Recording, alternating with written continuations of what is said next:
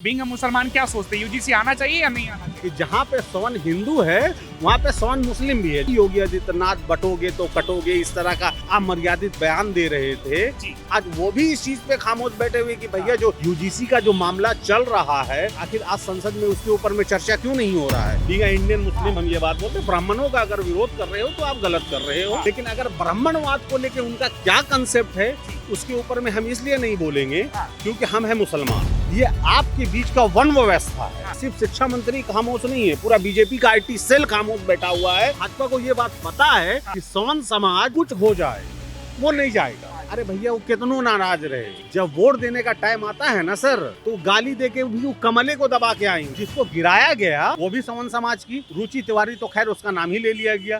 तो दोनों सवन समाज के होके आखिर ये नैरेटिव कौन चला रहा है, कौन आखिर ब्राह्मण और ब्राह्मण को ही एक दूसरे के खिलाफ खड़ा करके अपने सत्ता की रोटी सेकना चाह रहा है। नमस्कार, आप देखना शुरू कर चुके हैं पब्लिक संपर्क और मैं हूं आपके साथ चंदन प्रताप सिंह। यूजीसी को लेकर जिस तरह से देश में देखिए यूनिवर्सिटी भी दो पाले में बट चुकी है, तो रुचि तिवारी नामक पत्रकार जो कवर करने के लिए गई, उसके साथ जिस तरह से हिंसा हुई, इन तमाम मुद्दों पे जनता से ही बात करेंगे और जानने की कोशिश करेंगे कि आखिर क्या सही है और क्या गलत है। बताएंगे भैया, यूजीसी को लेकर जो अभी देश में नई बहस छिड़ गई है, आप उसको कैसे देखते हैं? कानून आना चाहिए या नहीं आना चाहिए?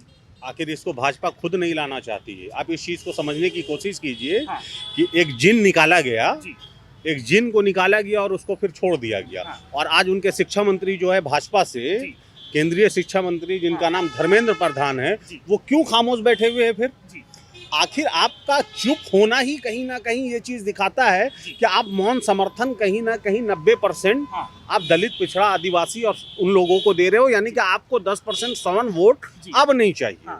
मुद्दा धर्मेंद्र प्रधान खामोश क्यों है इन मुद्दे पे? देखिए सभी यूनिवर्सिटियों में आग लगी हुई है, इन शिक्षा मंत्री खामोश है। अब शिक्षा मंत्री खामोश है, उसके बाद में सिर्फ शिक्षा मंत्री खामोश नहीं है, पूरा बीजेपी का आईटी सेल खामोश बैठा हुआ है, पूरा बीजेपी कुंभा खामोश बैठा हुआ है। उसको भी देखिए ना कि आखिर हर चीज में जो सवन सबसे बड़ा उनका मेन कोर वोटर शुरू से कहलाता है, आज आप उसी के लिए खड़े नहीं हो रहे हो। तो साफ ये चीज दिखता है कि आप सिर्फ सत्ता के भूखे हो, आपको कोई विचारधारा से लेना देना नहीं है, कोई हिंदुत्व से लेना देना नहीं है।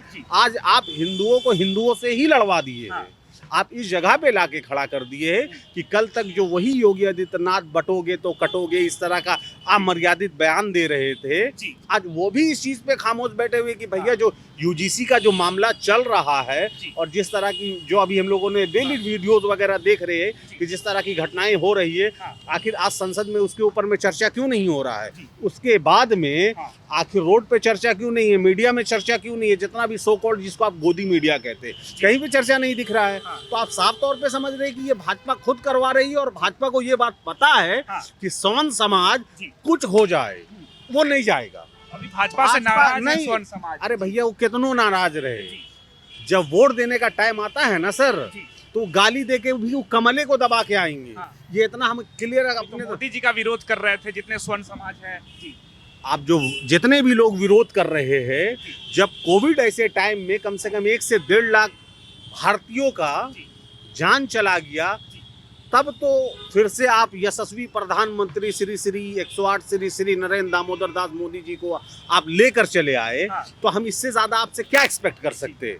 भैया कुछ हो जाए। आपके दिमाग में एक चीज नॉक कर रहा है कि अब्दुल का चूली टाइट करना है, यानी मुसलमान का चूली टाइट अगर भाजपा कर रहा है तो बाकी थोड़ा हमको दर्द होगा तो दिक्कत नहीं है। यूजीसी भी वैसा ही तो छोटा सा दर्द है अभी के टाइम में सवनों के लिए।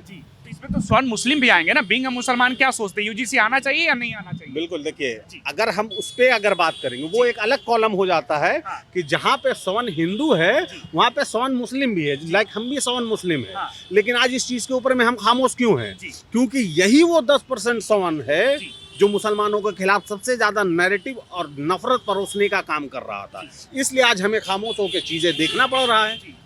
वरना समर्थन की अगर बात कीजिएगा, बच्चे भी तो जाएंगे, उनके साथ भी भेदभाव होगा, लेकिन उससे ज्यादा तो अभी ऐसे भी मेरे साथ में भेदभाव हो रहा है। तो हम खामोश बैठे हुए, कहीं बुलडोजर चल रहा है, कहीं कहने का मतलब है कि झूठा हमें कहीं पे इनकाउंटर कर दिया जा रहा, ऑपरेशन लंगार चला दिया जा रहा, यानी मुसलमान नाम होने की वजह से।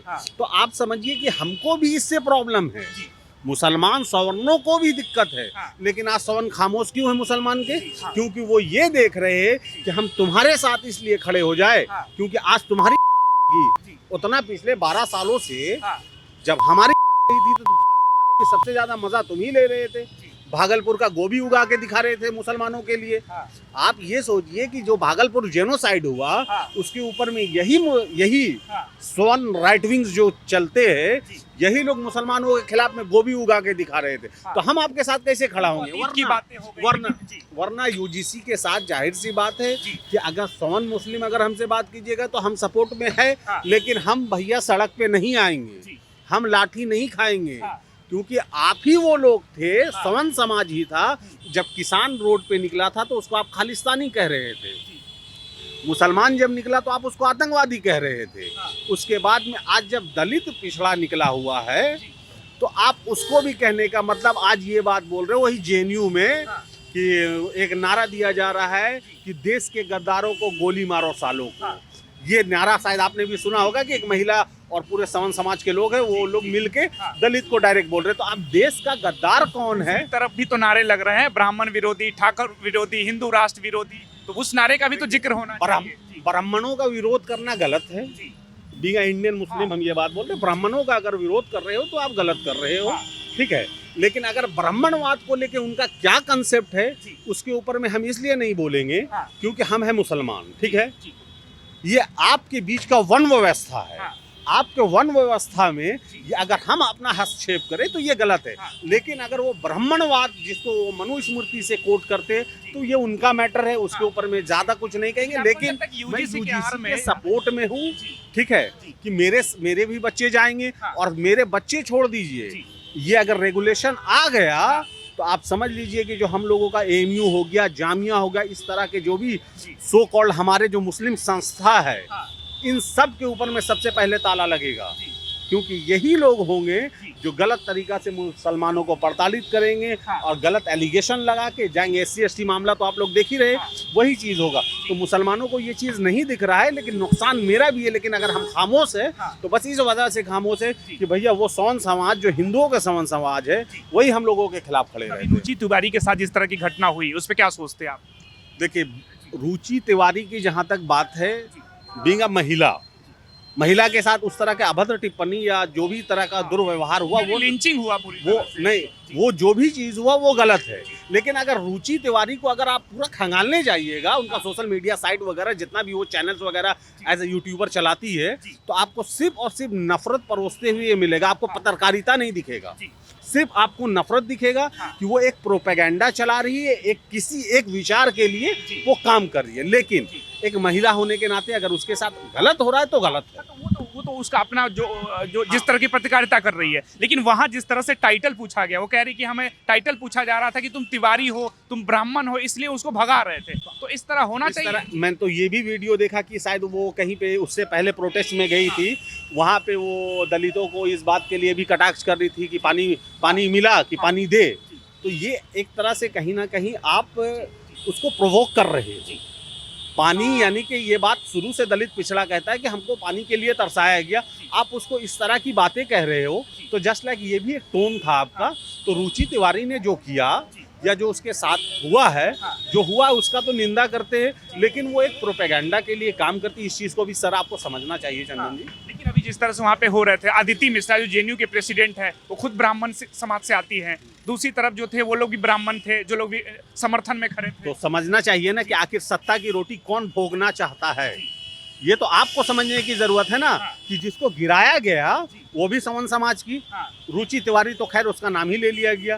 तो दोनों सवन समाज के होके आखिर ये नैरेटिव कौन चला रहा है, कौन आखिर ब्राह्मण और ब्राह्मण को ही एक दूसरे के खिलाफ खड़ा करके अपने सत्ता की रोटी सेकना चाह रहा है, इस चीज को स्वयं आप खुद समझ सकते हैं। और जो लोग सत्ता में बैठा हुआ है उसी को बेनिफिट है, दूसरे किसी को बेनिफिट नहीं है, ये चीज समझ जाइए। लेकिन आपको नहीं लगता जो जितने भी मुस्लिम बड़े यूनिवर्सिटी, एएमयू हो गया, जामिया हो गया, उसमें इसलिए बड़े लेवल पे कोई प्रदर्शन नहीं दिख रहा यूजीसी? प्रदर्शन कैसे होगा सर? मैंने आपको क्या बताया कि पिछले 10-12 साल से ये लोग रेबिस के शिकार हो गए। खास के ये जो सो कॉल्ड जितने भी भाजपा को वोट दिया करते हैं, जो 30% लोग, ये एक तरह से रेबिस के शिकार है। इनको कोई चीज से लेना देना नहीं है, न सड़क, शिक्षा, स्वास्थ्य, इन सारी मुद्दों से लेना देना नहीं। उनको बस इस बात से कहने का मतलब है कि ऑर्गेजम मिलता है, खुशी मिलता है कि मुसलमानों का चूड़ी टाइट हो रहा, अब्दुल का चूड़ी टाइट हो रहा, अब्दुल के घर पे बुलडोजर चल रहा, अब्दुल का ये हो रहा, बस उसी चीज में वो खुश है।